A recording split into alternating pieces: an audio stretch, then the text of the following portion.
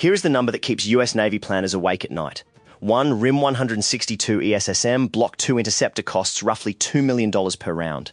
The one-way attack drone, it is designed to stop costs around $30,000. That is a gap of 60 to 1.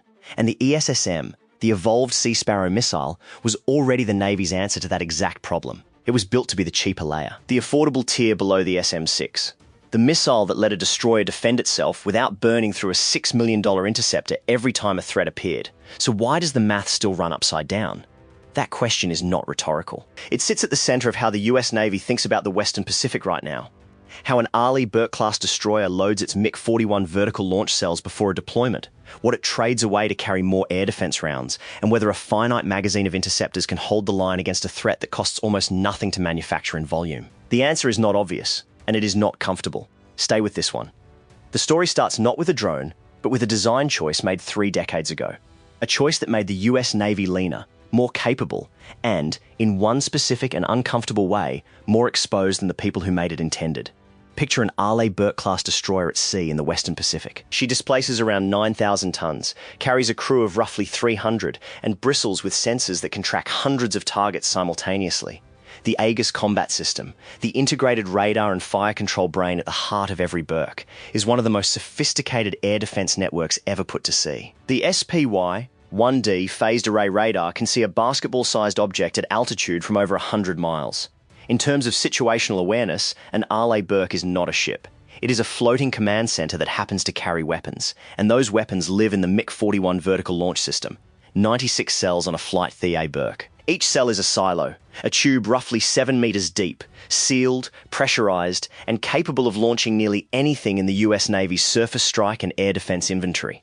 SM-2 standard missiles for medium-range air defense, SM-6 for long-range intercepts and ballistic missile defense, Tomahawk cruise missiles for land attack, ASROC torpedoes for anti-submarine warfare. The MiG-41 is the most versatile weapons silo afloat, and its flexibility is the point. One cell, many options. But here is the constraint that defines everything that follows. 96 cells is 96 cells. Every choice about what goes into those cells is also a choice about what does not. Load deep on Tomahawks for a strike mission and you thin out the air defense layers. Load heavy on SM-6 for ballistic missile defense and you give up strike range. The MiG-41 is finite. And at sea, there is no resupply that happens in minutes. Reloading a Burke's magazine requires a port visit measured in days, not hours. The ship goes in full, shoots what it shoots, and comes back to reload. That rhythm, in full, out, reload, repeat, governs how the Navy thinks about every round it puts in those cells. The ESSM entered that calculus as a solution to an earlier version of the same problem. By the 1990s, the Cold War threat that had shaped US naval air defense, Soviet bombers and anti-ship missiles launched from long range, was giving way to a different concern. Smaller, faster, more numerous. Cruise missiles, anti-ship missiles, and the growing possibility of saturation attacks, waves of incoming threats designed not to defeat US defenses through raw power, but through sheer numbers. If you fire enough missiles fast enough at an Aegis ship, you run its interceptor magazine down. The ship does not have to be hit. It just has to run dry. The SM-2 was the standard medium-range interceptor at the time. Effective and reasonably priced, but it occupied one full MiG-41 cell per round. If you needed to engage 6 targets simultaneously, you needed 6 cells, minimum. And 6 cells on a Burke carrying 96 total is 6% of the magazine gone for a single engagement. Against saturation, that arithmetic compounds fast. The ESSM was the Navy's answer. Smaller body, shorter airframe, but a substantially upgraded seeker and propulsion system over the older Sea Sparrow it replaced. And the key innovation, the quad pack. 4 ESSM rounds fit inside a single MiG-41 cell, stacked vertically in a lightweight canister. One cell that previously held 1 SM-2 now holds 4 ESSM Block 2 interceptors. The volumetric math looked like a breakthrough. A Burke with a full load of ESSM quad packs in, say, 32 cells, a third of the magazine, could carry over 120 ESSM rounds in that space. Depth against saturation. A thick defensive layer for the close-in fight. What's most surprising about the ESSM program isn't the missile itself. It's how precisely it solved the problem it was designed for and how quickly the threat outpaced it anyway. The ESSM Block 2, the current production variant, added an active radar seeker, extending the missile's ability to engage more maneuverable targets without continuous radar illumination from the ship. That matters enormously against modern anti-ship missiles that jink and maneuver on terminal approach. Block 2 also extended effective range and added a capability against surface targets, meaning a Burke can, in theory, use ESSM to engage fast attack craft or small surface threats, not just airborne ones. The upgrade was real and significant, but the drone problem was growing in a different direction entirely. Here is the part that doesn't make sense on the surface, and yet it is the central tension of modern naval air defense. The ESSM was built to be cheap relative to the threat it was designed to face. Against an anti-ship cruise missile costing hundreds of thousands of dollars, a $2 million ESSM was a price worth paying. The exchange ratio was uncomfortable, but survivable, especially with the quad pack making each cell do 4 times the work. But somewhere between the ESSM's design baseline and today's Western Pacific threat environment, a new category of threat arrived. It did not cost hundreds of thousands of dollars. It cost tens of thousands. Or less. One-way attack drones, loitering munitions, kamikaze UAS, call them what you like, have fundamentally changed the cost calculus of naval warfare. They are not sophisticated. A basic one-way attack drone of the type proliferating across the Western Pacific threat environment can be manufactured for somewhere between $20,000 and $50,000. Some smaller variants are cheaper than that. They are not fast. Most cruise at speeds well below that of an anti-ship missile. They are not particularly radar stealthy in isolation, but they share 2 characteristics that make them strategically potent against a magazine-limited defender. First, they are cheap enough to produce in volume, and volume is the entire strategy. A salvo of 30 drones, costing perhaps $900,000 to manufacture and deploy, forces a defender with finite interceptors to make fast decisions about engagement priorities. 30 threats. Each one must be assessed. Each one that reaches a ship can cause damage, potentially severe damage. The pressure is asymmetric by design. Second, they are attritable. The side launching them does not need to recover them. Each drone is a one-way expenditure, and losing it to an interceptor is factored into the plan. The goal is not to get every drone through. The goal is to force the defender to spend interceptors faster than they can be replaced. This is not a new concept. It is the same logic that drove saturation attack doctrine in the Cold War. But the economics of one-way attack drones have made it accessible to actors who could never have afforded 1,000 cruise missiles. Against this threat, the ESSM's quad pack advantage starts to invert. Walk through the math carefully, because the numbers tell the story more clearly than any general statement can. A single Arleigh Burke class destroyer carries 96 MiG-41 cells in a combat-optimized air defense configuration, emphasizing local defense for a carrier strike group. A portion of those cells might be loaded with ESSM quad packs, say 32 cells of ESSM quad packs. That gives you 128 ESSM Block 2 rounds. Against a saturation wave of 30 one-way attack drones, doctrine calls for multiple interceptors per target at minimum, because drone swarms are designed to approach from multiple vectors and because some intercepts miss. The conservative planning number is 2 interceptors per target. Against 30 drones, that is 60 ESSM rounds. A 46% reduction of the ESSM magazine in a single engagement wave. Cost of that engagement for the defender, roughly $120 million in interceptors. Cost of the attack, perhaps $900,000 in drones. Now run it twice. A second wave of 30 drones arrives 40 minutes later. The Burke fires another 60 ESSM. The magazine is now at roughly 12% of its original ESSM load. 8 rounds left. The third wave has not arrived yet. This is not a hypothetical edge case. This is the design logic of modern saturation attack doctrine. The goal is not to destroy the ship in Wave 1. The goal is to reduce the defender's magazine depth to the point where Wave 3 or Wave 4 faces a ship that has exhausted its close-in interceptor layer and is down to phalanx CIWS, the last-ditch gun system, and whatever SM-6 rounds remain for longer-range intercepts. At that point, the math shifts decisively. Put yourself in the commanding officer's chair for a moment. 90 minutes into a saturation engagement, magazine at 15%, the phalanx CIWS already cycling, and the radar painting a third wave inbound. What do you spend next? The SM-6 rounds you need for ballistic missile defense? The last Tomahawks? There is no good answer at that point. The attacker has already won the economic argument. What's worth noting here is that this is not a failure of engineering. The ESSM Block 2 is an excellent missile. The MiG-41 quad pack is a genuine force multiplier. The Aegis system that ties them together is arguably the most capable integrated air defense network afloat. The problem is arithmetic, and arithmetic does not care how good the hardware is. Here is the question that reframes everything in the back half of this analysis. The Navy has known about the magazine depth problem for years. They have not been standing still. So what has actually changed? In hardware, in doctrine, in procurement? And does it actually close the gap? We dug through 5 years of Congressional Budget Office assessments. Navy program budget justifications, and RAND analysis of distributed lethality concepts to understand where the real leverage points are. Here is what the numbers show, and what they do not. The most direct response to the drone cost exchange problem is directed energy. A laser that draws power from the ship's own generators and costs, in marginal terms, a few dollars per shot against a target that costs $30,000 changes the economics completely. The Navy Laser Weapon System demonstrator, tested from surface vessels including USS Portland, has demonstrated the ability to disable small UAS targets at range. The high-energy laser with integrated optical dazzler and surveillance system, Helios, has been installed on at least one Arleigh Burke class destroyer. At around 60 to 100 kilowatts of power, it can engage small drone threats at ranges of a few kilometers, well before they enter the Phalanx CIWS engagement zone. The obstacle is physics, and it is a stubborn one. Directed energy weapons require a sustained dwell time on target to cause lethal effects, typically several seconds for a 60 kilowatt system against a small target. Against a swarm of 30 drones arriving from multiple vectors, the engagement sequencing problem becomes acute.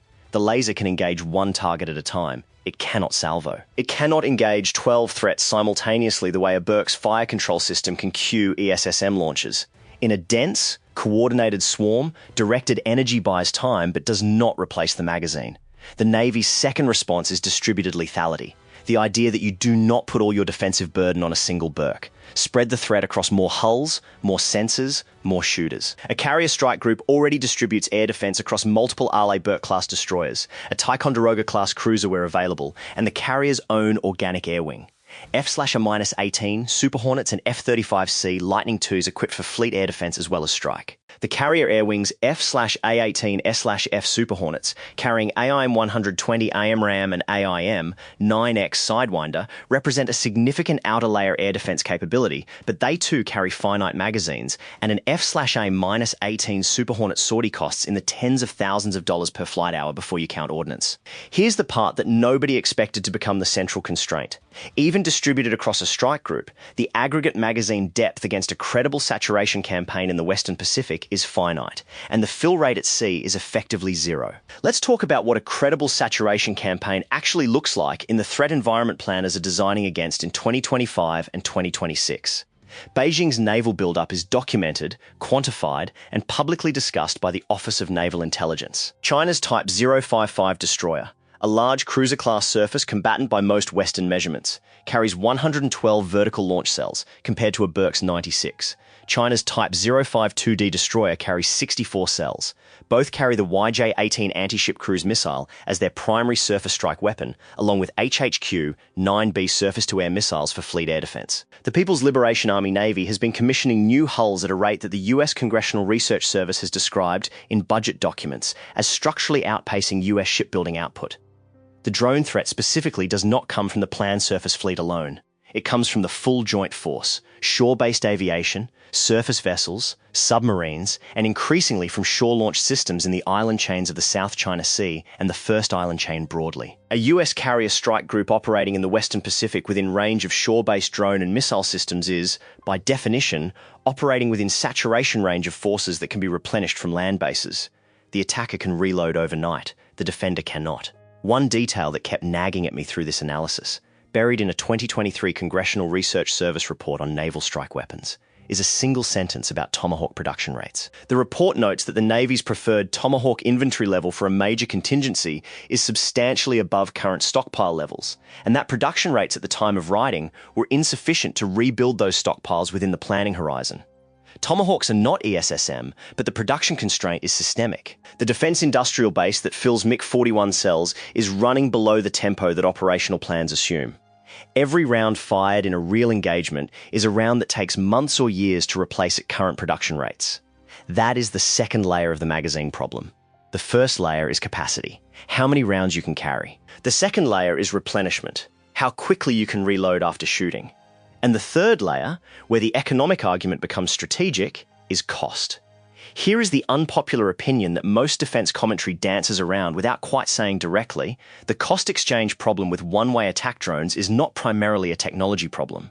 It is a production economics problem, and the United States is structurally disadvantaged in that specific competition. A one-way attack drone that costs $30,000 is manufactured from commercially available components: brushless motors, lithium polymer batteries, GPS receivers, commercially sourced camera sensors, and sheet metal or composite airframes that require no exotic materials and no specialized manufacturing infrastructure. The production scaling curve for consumer commercial components is steep and fast.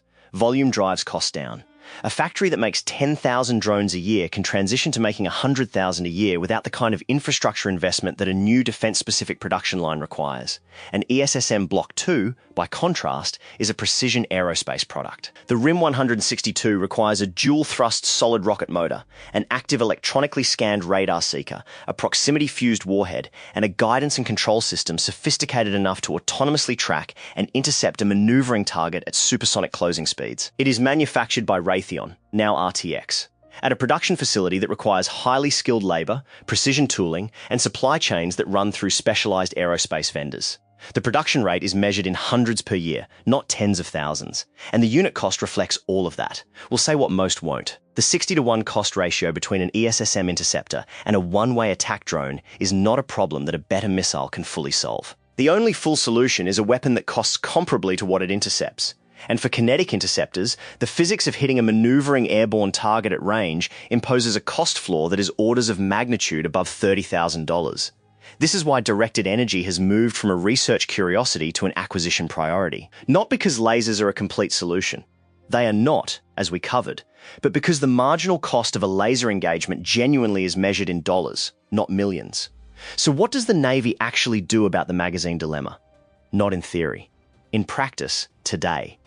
The first answer is layered defense. The concept that no single weapon system carries the full defensive burden. Against an incoming drone swarm, the engagement sequence on a Burke-class destroyer looks something like this. The SPY-1D radar detects and tracks the inbound wave at range. If F/A-18, Super Hornets, or F-35C Lightning IIs from the carrier air wing are airborne and properly positioned, they engage the outer layer with AIM-120 AMRAAM, a beyond visual range air-to-air missile with a unit cost of roughly $1 to $2 million, so still not a favorable cost exchange, but it preserves shipboard magazine depth. Inside the outer layer intercept zone, the Burke's SM-6 rounds handle the medium range layer. But SM-6 runs around $4 million per round and carries ballistic missile defense missions that make it a premium asset not to be burned on cheap drones if avoidable. Inside SM-6 range, the ESSM quad packs handle the close-in engagement, the layer where the cost math we have been discussing applies directly. And inside ESSM minimum range, the 20mm Phalanx CIWS takes over. A close-in weapon system that fires 3,000 rounds per minute and is genuinely inexpensive to operate per engagement, but operates in a terminal defense window where getting through means the drone has already reached close proximity to the ship. The obstacle in this layered scheme is coordination under stress. In a real engagement involving dozens of simultaneous inbound threats from multiple vectors, engagement sequencing, deciding which system handles which target, is an extraordinarily complex real-time problem. The Aegis system automates significant portions of this, but at the edge cases, where threats are close in range and time, human commanding officers are making consequential calls under pressure with incomplete information. Exercises have shown that saturation attacks produce engagement sequencing gaps, windows where threats fall between layers because every system's engagement queue is saturated. The second answer is offensive.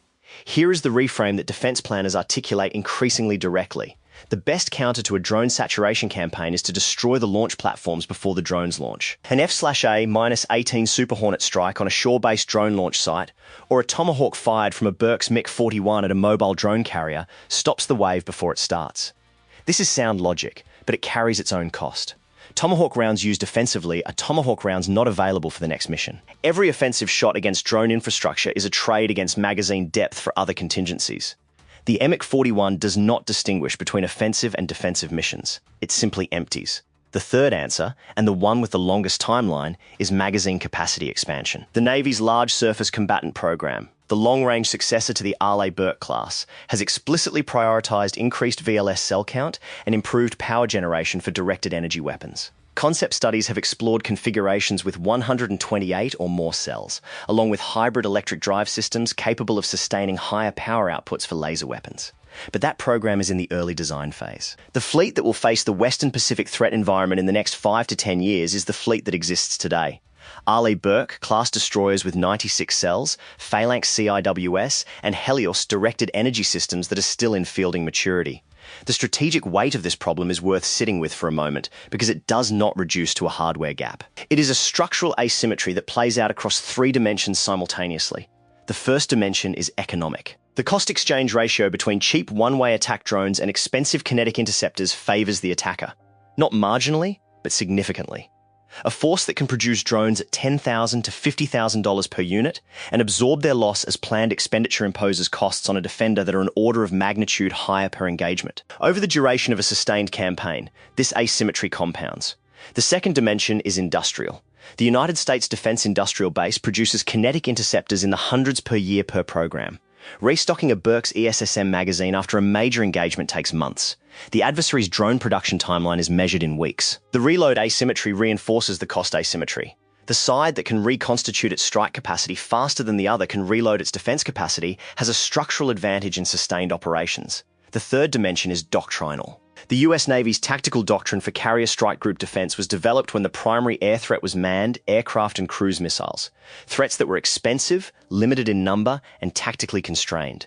One-way attack drones violate nearly every assumption in that baseline. They are cheap enough to lose deliberately. They can be launched in numbers that exceed historical threat planning parameters. And their terminal guidance. Commercially sourced electro-optical seekers, GPS, is accurate enough to require real intercepts rather than spoofing or jamming alone. Doctrine is catching up, but doctrine adapts slower than hardware, and hardware adapts slower than the threat. Here's what this tells us about the broader competition in the Western Pacific. The magazine problem is not a reason to doubt the US Navy's capability. A Burke with a full MiG-41 and an Aegis system operating at design parameters is a formidably capable platform. The question is not whether it can defend itself. The question is whether it can defend itself for long enough, at a cost it can sustain, against an adversary that has structured its strike doctrine specifically around the economics of exhaustion. And that question does not have a comfortable answer yet. Which brings us back to the original paradox, and the answer that the Navy has arrived at, for now. The ESSM was designed to solve the cost asymmetry problem. It succeeded against the threat it was designed for. A $2 million ESSM quad-packed 4 to a cell is genuinely a better economic proposition than a $6 million SM-6 against a $50,000 cruise missile. The math runs the wrong way, but it runs less wrong than the alternative. That was a real solution to a real problem. What changed is not the ESSM. What changed is the threat. The cheap drone problem did not replace the cruise missile problem. It added a new layer below it, a layer where the economics are even more unfavorable, where the volume potential is even higher, and where the production asymmetry is even more pronounced. The ESSM moved the asymmetry one rung down the ladder. The one-way attack drone moved it down another rung that the ESSM was not designed to reach. The Navy's current answer is, accept the cost exchange unfavorability at the ESSM layer. Use directed energy where it is mature enough to contribute, pursue the large surface combatant program for longer-term magazine expansion, and invest in the offensive capability. Strike, suppression, attribution. That prevents swarms from launching in the first place. It is a layered answer to a layered problem. But here is what the answer does not include, and cannot include given current technology. A kinetic interceptor cheap enough to make the drone versus missile cost ratio favorable. Physics does not permit a $30,000 missile that can reliably intercept a maneuvering airborne target at range. The materials cost, the guidance cost, the propulsion cost, and the manufacturing cost floor are all above that number by a substantial margin. Directed energy is the only near-term technology that changes the cost floor, and directed energy has the engagement rate constraints we covered. The gap narrows. It does not close. So here is where this leaves the fleet. And where it leaves you. An Arleigh Burke class destroyer deploying to the Western Pacific today carries a MiG-41 magazine that reflects choices made before departure.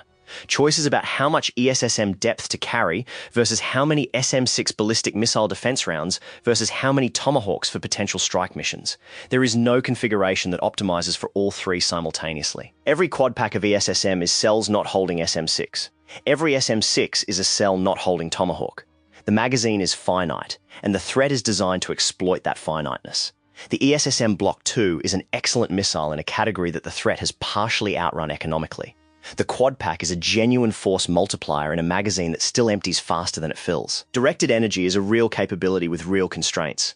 And the industrial base that refills all of it is running at a production tempo that planners have documented, publicly, as insufficient for sustained high-intensity operations. You cannot quad pack your way out of a magazine that empties faster than it fills. That is the paradox. That is the actual problem. And it does not resolve with a better missile. It resolves. If it resolves, With a fundamental shift in the economics of terminal defense, which directed energy might eventually provide, or with offensive operations that prevent the attacker from launching at all, which carries its own costs in a limited magazine. The open question we want to leave with you is the same one that Burke commanding officers are wrestling with right now. If you are loading a MiG-41 magazine before a deployment into a contested environment in the Western Pacific, 96 cells, no resupply at sea, unknown engagement duration, do you load deep on ESSM quad packs and accept fewer SM-6 and Tomahawk rounds, trading offensive and long-range defensive punch for close-in magazine depth? Or do you keep the SM-6 and Tomahawk load for offensive flexibility and ballistic missile defense and accept the risk that a sustained drone saturation campaign runs your close-in layer dry? There is no right answer on paper. There is only the answer that is right for the specific threat environment, the specific mission, the specific rules of engagement. And the fact that the question does not have an obvious answer is itself the most important thing this analysis can leave you with. Tell us your call in the comments. ESSM deep or SM-6 heavy? Before we walk through what the Navy's actual operational loadout data suggests, we read everyone. If this kind of systems level breakdown is what you come here for, the next analysis covers how the Phalanx CIWS, the gun system at the very end of the defensive chain, became both the last line of defense and the clearest illustration of why the magazine problem matters. That one will change how you think about close-in weapons systems entirely.